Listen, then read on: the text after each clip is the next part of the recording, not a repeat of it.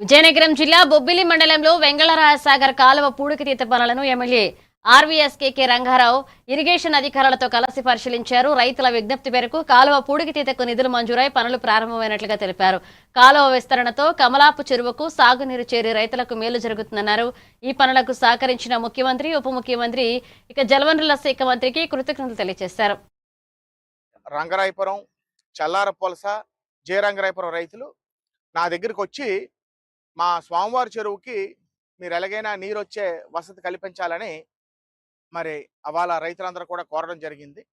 వర్షాకాలం అయిపోయి సంక్రాంతి అయిన వెంటనే భూములు ఖాళీ అయిన వెంటనే మన ఇరిగేషన్ జేఈ గారు సుధీర్ గారికి చెప్పి వెంటనే దాని యొక్క సాధ్యాసాధ్యాల గురించి అన్వేషించాలని చెప్తే ఇంచుమించు మండుటెండలో ఆ గ్రామ నాయకులు, మన కూటమి నాయకులు, మన పార్టీ నాయకులు, అదేవిధంగా ఇరిగేషన్ శాఖ వారు